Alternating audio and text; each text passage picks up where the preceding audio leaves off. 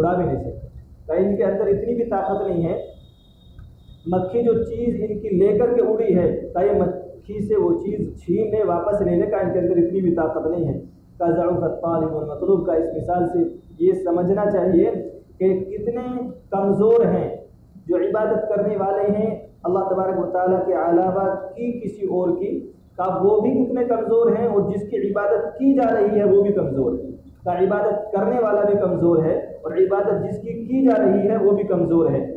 ما قدر اللہ حق قدری، فرمایا اللہ تبارک و تعالیٰ کی قدر کو نہیں سمجھے جو اس کی قدر کا حق ہے. اللہ تبارک و تعالیٰ کی قدرت کو سمجھا نہیں انسان جو اللہ تبارک و تعالیٰ کی قدرت کا حق ہے. اگر اللہ تبارک و تعالیٰ کی قدرت کے حق کو سمجھ جائے جیسا کہ اللہ تبارک و تعالیٰ کی قدرت کاملہ ہے تو پھر آدمی کسی اور کی طرف دھیان نہیں دھرے گا، پھر کسی اور کو مشکل کشا نہیں مانے گا، پھر اللہ تبارک و تعالیٰ ہی کے سامنے اپنی پریشانی کو رکھے گا، پھر کسی کے سامنے نہیں رکھے گا. فرمایا ان اللہ لقوی عزیز، بے شک اللہ تبارک و تعالیٰ طاقتور ہے، زبردست ہے. اس کی طاقت کو سمجھنے کی ضرورت ہے اور اس پر یقین کرنے کی ضرورت ہے.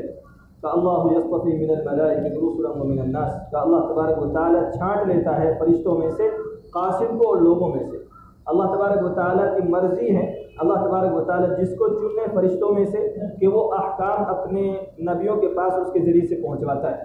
اللہ تبارک و تعالیٰ نبیوں کے پاس احکام کے لیے فرشتے کو متعین کر لے جس کو چاہیے، اللہ تبارک و تعالیٰ کی مرضی ہے. اور فرمایا ومن الناس، اور لوگوں میں سے بھی رسالت کے لیے نبی کس کو بنانا ہے اللہ تبارک و تعالیٰ یہ چنتا ہے. کیونکہ وہ کہا کرتے تھے کافر لوگ کہ اللہ کے نبی صلی اللہ تعالیٰ علیہ وسلم کے بارے میں کہ سب لوگوں کو چھوڑ کر کے اللہ تبارک و تعالیٰ نے تمہیں ہی نبی بنا کر کے بھیجا ہے. تو اللہ تبارک و تعالیٰ فرماتے ہیں کہ فرشتوں میں سے کس کو احکام دے کر کے بھیجنا ہے اپنے نبیوں کے پاس، رسولوں کے پاس، کہ اللہ تبارک و تعالیٰ چھانٹتا ہے. اور ایسے ہی لوگوں میں سے، بلکہ ایک حدیث میں بخاری شریف کی حدیث ہے اللہ کے نبی صلی اللہ تعالیٰ علیہ وسلم نے فرمایا کہ اللہ تبارک و تعالیٰ نے بنی اسماعیل میں سے کنانہ کو چھانٹا اور کنانہ میں سے پھر قریشی کو چھانٹا، قریشیوں کو چھانٹا، اور پھر قریشیوں میں سے اللہ تبارک و تعالیٰ نے بنو ہاشم کو چھانٹا اور فرمایا کہ بنو ہاشم میں سے اللہ تبارک و تعالیٰ نے پھر مجھے یعنی محمد عربی صلی اللہ تعالیٰ علیہ وسلم کو چھانٹا ہے. تو اللہ تبارک و تعالیٰ نے چنا ہے. بلکہ ایک حدیث ہے بخاری شریف کی، وہ کہتے ہیں اس میں اللہ کے نبی صلی اللہ تعالیٰ علیہ وسلم نے ارشاد فرمایا کہ جتنی بھی امت ہے وہ سب قریش کے تابع ہو کر کے ہیں. وہ سب جتنے بھی لوگ ہیں کہ وہ سب قریش کے تابع ہو کر کے ہیں. جتنے بھی مسلمان ہیں وہ مسلمان قریش کے تابع ہیں اور جتنے کافر ہیں وہ کافر قریش کے تابع ہیں. یہ حدیث کا مفہوم ہے. اس کا مطلب کیا ہے؟ قریش کے تابع ہیں یعنی اللہ تبارک و تعالیٰ نے چھانٹا ہے لوگوں میں سے. یہ فضیلت ہے اللہ تبارک و تعالیٰ نے بیان کی ہے کہ اللہ یصطفی من الملائکۃ رسلا ومن الناس، کہ اللہ تبارک و تعالیٰ چھانٹتا ہے فرشتوں میں سے قاصدوں کو اور لوگوں میں سے. ان اللہ سمیع بصیر، بے شک اللہ تبارک و تعالیٰ سننے والا دیکھنے والا ہے. یعلم ما بین ایدیہم وما خلفہم، وہ جانتا ہے یعنی اللہ تبارک و تعالیٰ جانتا ہے جو ان کے سامنے ہے اس کو بھی، وما خلفہم، اور جو ان کے پیچھے ہے اس کو بھی. وإلی اللہ ترجع الامور، اور اللہ تبارک و تعالیٰ ہی کی طرف ہر کام کو لوٹنا ہے، ہر چیز اللہ تبارک و تعالیٰ ہی کی طرف لوٹے گی. یا ایھا الذین آمنوا ارکعوا واسجدوا واعبدوا ربکم وافعلوا الخیر لعلکم تفلحون. فرمایا ایمان والو رکوع کرو، واسجدوا سجدہ کرو اور عبادت کرو اپنے رب کی، وافعلوا الخیر، اور فرمایا کہ بھلائی کرو، لعلکم تفلحون، تاکہ تم کامیاب ہو جاؤ. یہ سجدہ ہے 17واں پارے کے 17واں پارہ ہے، اس کے آخر میں سجدہ ہے. 17ویں پارے میں 2 سجدے ہیں، ایک اس سے پہلے گزر چکا ہے اور یہ ایک سجدہ ہے. اس کے بارے میں امام ابو حنیفہ اور امام مالک رحمۃ اللہ علیہ یہ کہتے ہیں کہ یہ سجدہ نہیں کریں گے، اور امام شافعی اور امام احمد ابن حنبل رحمۃ اللہ علیہ وہ کہتے ہیں کہ یہ سجدہ بھی کیا جائے گا. دونوں کے اپنے دلائل ہیں اور دونوں کے پاس اپنی حدیثیں ہیں.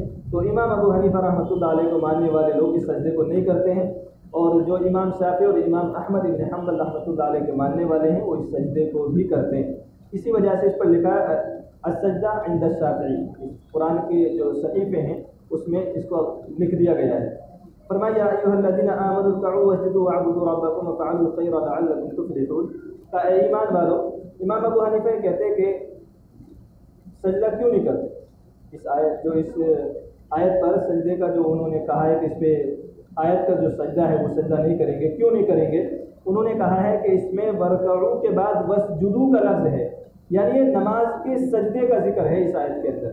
امام ابو حنیفہ کہتے ہیں اور امام شافعی رحمۃ اللہ علیہ کہتے ہیں کہ نہیں، نماز کا نہیں بلکہ سجدے کا حکم ہے، اس لیے وہ آیت سجدے کے کو مانتے ہیں۔ فرمایا یا ایھا الذین آمنوا ارکعوا واسجدوا واعبدوا ربکم، کہ ایمان والو رکوع کرو اور سجدہ کرو اور عبادت کرو اپنے رب کی۔ یہ مطلب یہ ہے کہ اللہ تبارک و تعالیٰ کی عبادت کرو، اور عبادت میں افضل عبادت نماز ہے، کہ نماز کی پابندی کریں، وفعلوا الخیر، اور بھلائی کے کام کریں۔ بھلائی کا کام جتنے بھی نیک کام وہ سب بھلائی میں آتے ہیں، اور دوسرے کی مدد کرنا یہ خیر الناس من ينفع الناس، حدیث ہے خیر الناس من ينفع الناس، کہ لوگوں میں سب سے بہتر وہ آدمی ہے جو دوسروں کو نفع پہنچائے۔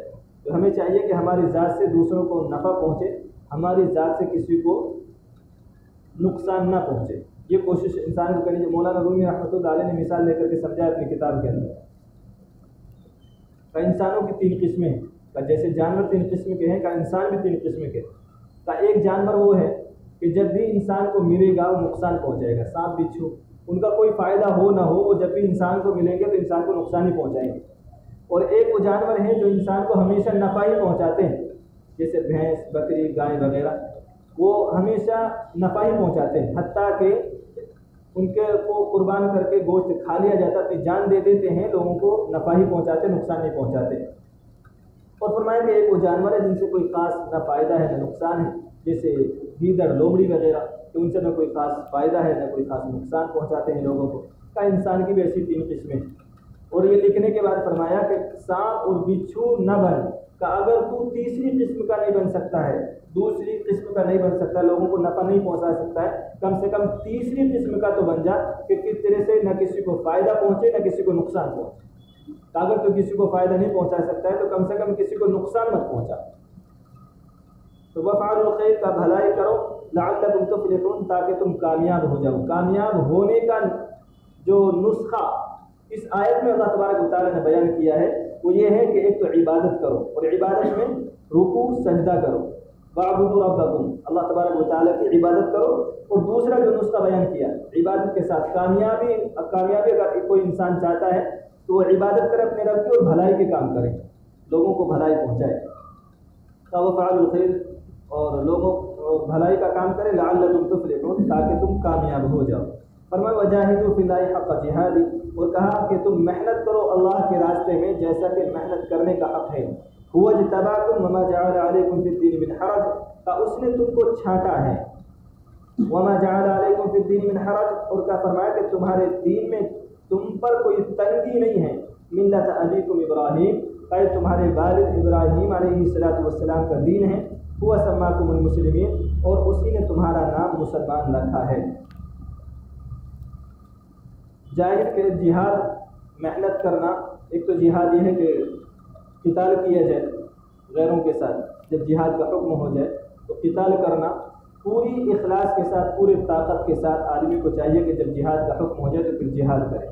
اور بعض مفسرین کرام نے کہا ہے کہ جہاد کا مطلب یہ ہے کہ اپنے دل کو خواہشات سے پاک رکھیں، اپنے نفس کو ماریں، اپنے نفس کے ساتھ جہاد کرے، کا یہ اصل جہاد ہے۔ اور بعض لوگوں نے کہا ہے کہ عبادت کریں اور اللہ تبارک و تعالیٰ کے لیے خالص کرے کا یہ جہاد ہے۔ تو وجاہدوا فی اللہ حق جہاد، اب محنت کرے اللہ تبارک و تعالیٰ کے راستے میں جیسے محنت کرنے کا حق ہے۔ کہ ہوا اجتباکم، کہ اس نے تم کو چھانٹا ہے، اللہ تبارک و تعالیٰ نے، جیسے میں نے بھی پیچھے حدیث سنائی، کہ چھانٹا ہے ہمارے آقا محمد عربی صلی اللہ تعالیٰ علیہ وسلم کو چھانٹا، اس امت کو تمام امتوں میں سے چھانٹا گیا ہے، میں اور آپ چھانٹے ہوئے ہیں۔ فرمایا وما جعل علیکم فی الدین من حرج، تاکہ تم پر تمہارے دین میں کوئی تنگی نہیں ہے۔ تنگی نہ ہونے کا کیا مطلب ہے؟ اللہ تبارک و تعالیٰ نے دوسری جگہ پر ارشاد فرمایا ولا تزر وازرۃ وزر اخری، کہ اللہ تبارک و تعالیٰ کسی بھی انسان کے اوپر اتنا ہی بوجھ ڈالتا ہے جتنا وہ برداشت کر سکے۔ دین میں چلنے اور دین میں ایسے احکامات ہے جن کو انسان کر سکتا ہے، اللہ تبارک و تعالیٰ نے ایسے احکامات نہیں دیے ہیں جن کو انسان نہ کر سکتا۔ اب اگر کوئی آدمی یہ کہے کہ پریشانی ہوتی ہے، یہ دقتیں آتی ہیں، تو ہر کام میں آتی ہے تھوڑی بہت، تو دنیاوی کام آپ کرنے بیٹھتے ہیں تو اس میں بھی اگر کوئی آدمی یہ کہے فجر کی نماز کے اٹھنے میں بڑی پریشانی ہوتی ہے، تو اگر آپ اپنے کوئی کاروبار کے لیے اٹھنا چاہیں تو اس میں بھی تو پریشانی ہوتی ہے، اس میں تو اٹھ جاتا ہے آدمی۔ تو اتنی जितना इंसान मुकल्लफ है, जितना कर सकता है, अल्लाह तबारक व तआला ने इतना ही बोझ डाला है उसके ऊपर। उसकी जितना कर सकता है उतना अल्लाह तबारक व तआला ने नहीं डाला है। तब उसके पास ये कोई बहाना नहीं रह जाता है कि भाई मैं कैसे करूं, बड़ा मुश्किल है दीन पर चलना। मुश्किल नहीं है, दीन पर चलना आसान है, इसलिए अल्लाह तबारक व तआला ने मुकल्लफ बनाया है। तो अल्लाह तबारक व तआला ने फरमाया वमा जअल अलैकुम फिद दीन मिन हरज, का तुम पर तुम्हारे दीन में कोई तंगी नहीं है। का मिल्लत अबीकुम इब्राहीम, का तुम्हारे वालिद तुम्हारे बाप इब्राहीम अलैहिस्सलाम